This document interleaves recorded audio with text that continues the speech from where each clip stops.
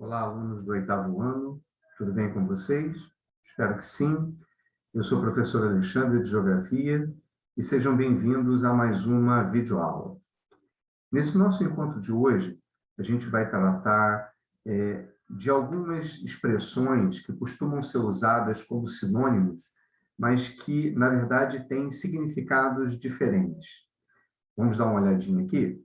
Quais são os nossos tópicos de hoje? O primeiro deles é fazer a distinção entre o que é Estado, nação e país. Parecem significar a mesma coisa, mas a gente vai ver que, na verdade, não.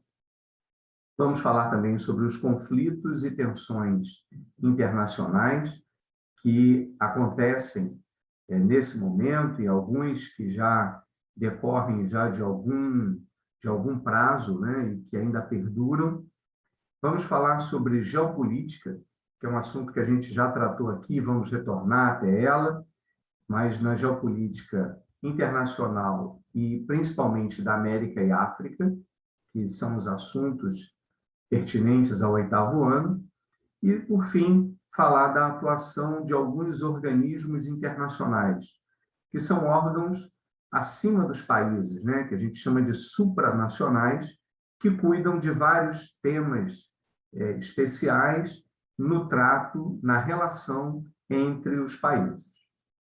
Para a gente começar essa nossa conversa, convido vocês a dar uma olhada nessa imagem aqui do nosso planeta. Essa é uma imagem real da Terra, vista de fora, onde o que chama a atenção é o azul do oceano, né? Com algumas nuvens em branco, e o que está de verde ao amarelo, passando pelo marrom, são as terras emersas, que são os continentes. Nessa imagem aí, em destaque, o continente americano. E olha só, não aparece nessa imagem, que é uma imagem real, verdadeira da Terra, aquela divisão dos países que a gente está acostumado a ver nos livros, nos atlas do globo, né? Aquele que a gente utiliza para representar a Terra. Por quê? Porque essa é uma invenção humana.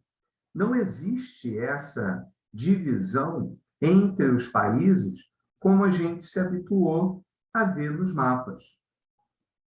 Nessa outra imagem aqui, ó, que é do mesmo lugar, a gente vê aqui o continente americano de novo. Deixa eu colocar aqui a canetinha.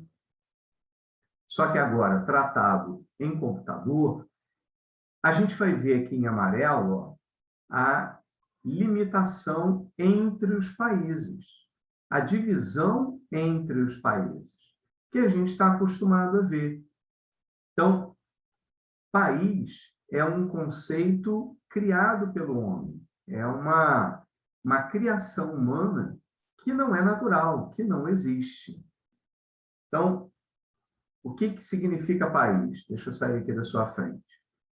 País é o espaço territorial de um povo que é organizado por um governo central e reconhecido internacionalmente. O que nos leva a uma outra questão. Quantos países existem no mundo? Isso aí é muito complicado porque depende de onde você vai olhar. Num livro, você vai encontrar um número, às vezes, olhando um atlas, você vai ter outro número. A gente acabou de passar pelas Olimpíadas, né? Estamos agora nas Paralimpíadas, que inclusive tiveram números de delegações diferentes, mas a quantidade de países que foram representados na Olimpíada é muito maior do que aparece em vários livros. Porque, dependendo da literatura, ele pode reconhecer um determinado território como país e outro não. Aqui, nesse mesmo mapa que a gente está vendo, ó, esse ponto que eu estou destacando aqui em vermelho, é onde está a Guiana Francesa. A Guiana Francesa não é um país, é uma possessão da França localizada aqui no continente americano. Aqui na região do Mar do Caribe, existe um outro país que é um protetorado dos Estados Unidos, que é Porto Rico, e que, em alguns lugares, pode aparecer como sendo um país independente, o que, na verdade, não é. Então, a gente vai chegar num acordo que existem aproximadamente no mundo 200 países. E aí, esses países são limitados por linhas que são as fronteiras, que só, como já vimos, aparecem nos mapas, né? Não é algo natural. Então, a fronteira corresponde ao limite territorial ou marítimo entre um país e outro. Então, esse é o conceito de país. É um território organizado por um governo central, aonde habita um povo que tem posse, tem independência dentro daquele seu território em relação aos outros. Agora, o conceito de nação corresponde a povo, ou seja, é um grupo de pessoas que se identificam com os mesmos hábitos e costumes, mesmo que essa expressão também seja muito usada como país, mas o correto é a ideia de nação correspondendo a povo. Eu tenho a nação árabe, que são todos os países de língua árabe. Eu tenho a nação muçulmana, a nação cristã, que são povos que se identificam pela sua religião. Então, eu tenho os arianos, lá na Europa, de pele branca. Eu tenho os asiáticos, com características muito particulares, né? Aquele olhinho puxado, a pele mais amarelada, que estão mais no extremo oriente do planeta. Então, essa identificação é o que a gente chama de nação, que é o mesmo que povo. Então, se nação não é país, o correto para ser um sinônimo de país seria a expressão Estado-nação.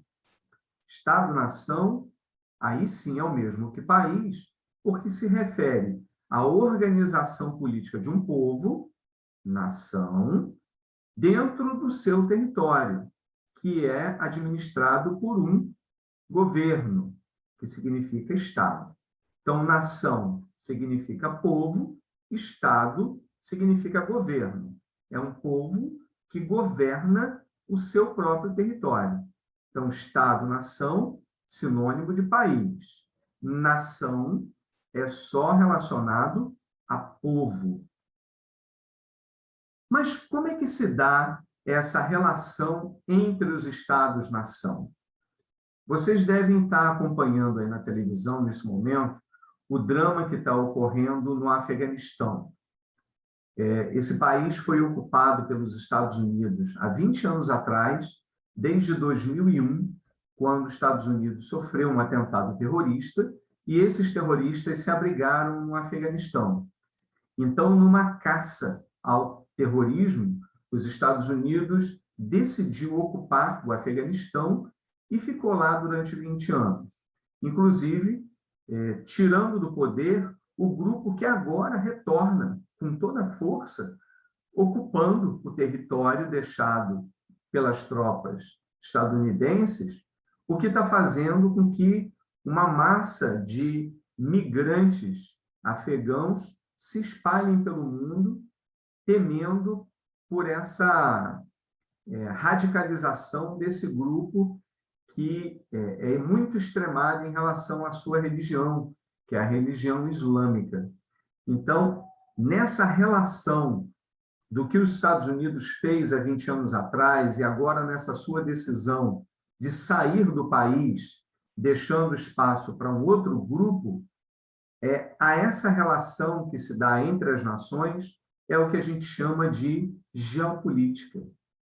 Então, a geopolítica é a relação que se dá entre os países que, algumas vezes, passa por ações militares, mas que, na grande maioria das vezes, está relacionada com estratégias político-econômicas, ou seja, são os movimentos que cada país faz nesse grande tabuleiro do xadrez mundial, em que movimento ele faz para se posicionar em relação a outras nações, com movimentos políticos de diplomacia ou mostrando seu poder econômico, reivindicando espaço ou até mesmo atuando com conflitos, né, com as guerras que se dão muitas das vezes, como a gente está vendo agora,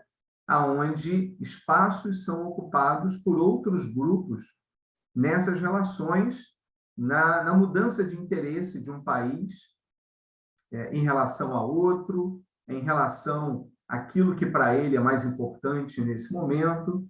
Então, esse grande jogo desse tabuleiro internacional entre as nações é o que a gente chama de geopolítica.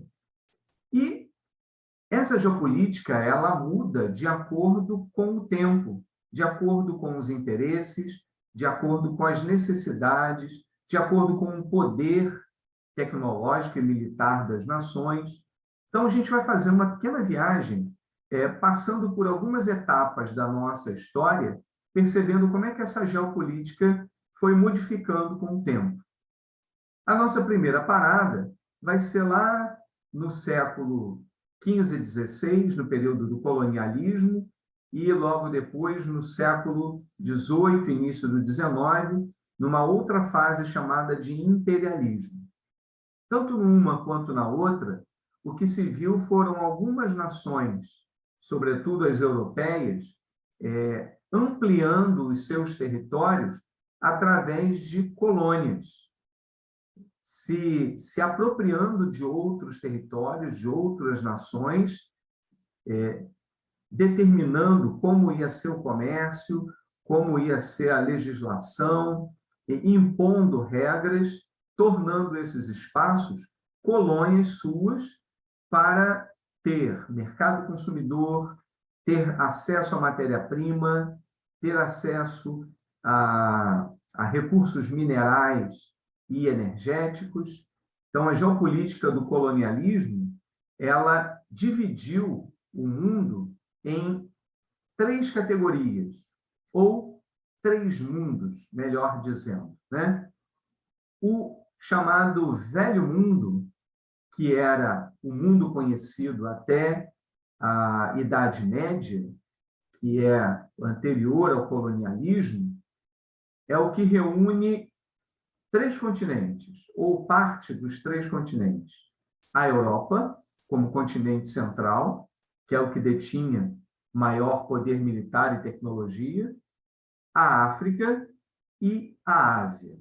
Então, esses 3 reunidos formam o Velho Mundo. Por que a Europa como centro, né? Ou eurocentrismo? Porque foi daqui que partiram as grandes navegações, lá no período colonial, que inclusive fez a descoberta do Brasil, mas da América como um todo, a partir de 1492, o que fez com que a América ficasse conhecida como Novo Mundo. Então, o Novo Mundo era esse território que ainda não estava mapeado, que só passou a fazer parte do mapa a partir do século XV, e, por fim, a última colonização, a última ocupação, que também foi feita pelos europeus na nossa história, foi da Oceania, que só entrou nos mapas a partir do século XVIII, que ficou conhecido como Novíssimo Mundo. Então, essa foi a geopolítica do período do colonialismo até o imperialismo, até o início do século XX. O século XX trouxe 2 grandes guerras, né? Passamos pela Primeira e pela Segunda Guerra Mundial. A Segunda Guerra Mundial acaba em 1945 e logo depois da Segunda Guerra Mundial, a gente vai viver um período de um conflito conhecido como Guerra Fria, que era de uma ameaça militar, que na verdade nunca aconteceu, mas era uma ameaça constante. De um lado, o sistema capitalista liderado pelos Estados Unidos, do outro lado, o sistema socialista liderado por um país que já não existe mais, chamado de União Soviética. Os dois países detinham muito poder militar, um arsenal atômico imenso, né, em que a ameaça era constante entre os dois, forçando, influenciando as nações do mundo a fazerem parte ou de um sistema ou do outro. O que fez com que o mundo fosse dividido em três grupos, em três grandes categorias. De um lado, os países do primeiro mundo, que aqui aparecem em azul, que eram os países capitalistas, liderados pelos Estados Unidos, que eram considerados desenvolvidos, nações capitalistas mais ricas. O segundo grupo, ou países do segundo mundo, que aparecem aqui em vermelho, que faziam parte do bloco soviético, ou seja, eram nações socialistas, onde não se objetivava o lucro, onde a economia era conhecida como planificada, porque o objetivo era fazer com que tudo chegasse à população, mas sem nada pertencer a ninguém. Tudo pertencia ao Estado, que atendia às necessidades de todos. Isso na teoria, né? Mas na prática não foi bem assim que aconteceu. Mas, teoricamente, o segundo mundo seria um mundo onde não existiriam ricos e pobres. Todos estariam no mesmo patamar. Seria um mundo socialista. E, por fim, que aqui aparece em verde, o terceiro mundo, que seriam as nações alinhadas aos Estados Unidos, ou seja, capitalistas, mas que eram consideradas subdesenvolvidas, que era a maior parte do mundo, né? Boa parte aqui, ó, da América Latina, a África praticamente toda, uma boa parte da Ásia também. Então, até o finalzinho dos anos 80, o mundo viveu esse período chamado de Guerra Fria e foi dividido nessas três categorias. O que se viu ao final dos anos 80 foi o enfraquecimento do socialismo pela perda econômica que a União Soviética teve, não conseguindo sustentar mais o seu sistema, a União Soviética ruiu, o que fez com que todo o sistema socialista se enfraquecesse no mundo.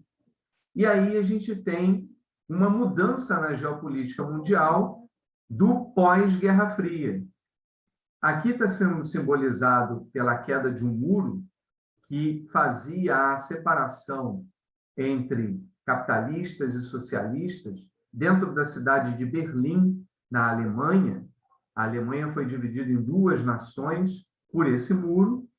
Em 89, o muro literalmente é derrubado pela população, que não queria mais essa separação, e aí há uma junção de várias nações que desejavam passar para o lado capitalista e um enfraquecimento do socialismo.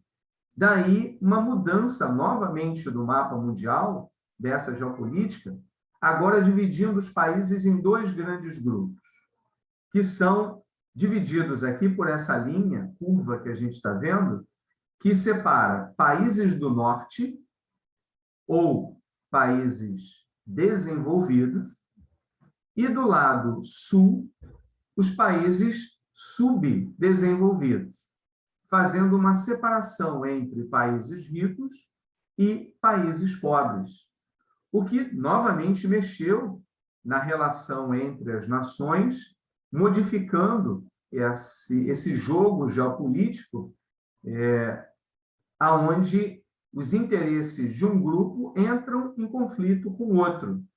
E isso vai ter uma dimensão específica para cada continente, inclusive para as nações que desejavam ter território e que não tinham, que foram, ao longo desse tempo, tentando ter uma pátria própria, mas não conseguiram. Mas esse vai ser um tema para a nossa próxima videoaula. Eu fico por aqui, a gente se vê no nosso próximo encontro. Até lá!